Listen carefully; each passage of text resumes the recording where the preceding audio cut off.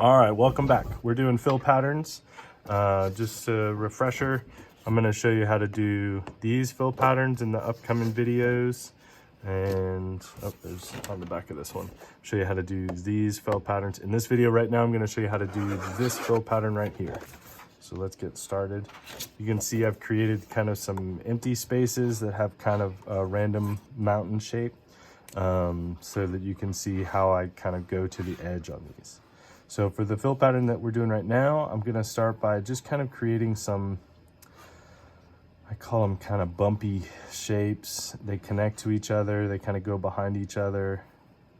I'm just going to cover this entire space with these random bumpy shapes.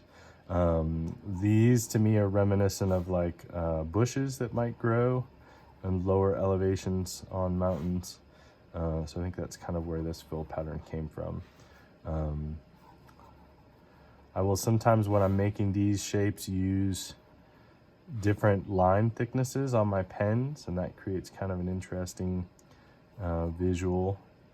And when I get close to the top edge, I continue to make the bumpy pattern. I just kind of keep it inside those guidelines that I've created there. So you can see what that might look like. So still, you can see I'm going close to that guideline edge and just filling that space. Now I'm going to come back in each one of these, and I'm just going to kind of fill in each space with more of those lines that kind of, fill that space in an interesting way. So and you're basically going to do this all the way across the piece. And what it does is it makes each of these shapes kind of connected to each other. What I mean by that is, like, this space that I'm filling right now, it becomes one cohesive thing that's kind of separate from these other things.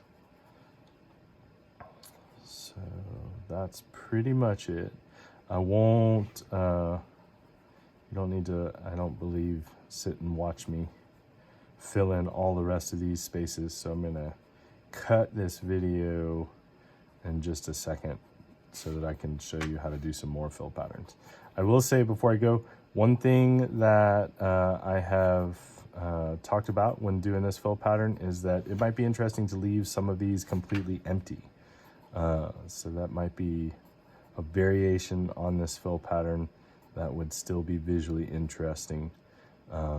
So consider that as you're doing your work. Thanks for visiting, and I'll show you another one very soon.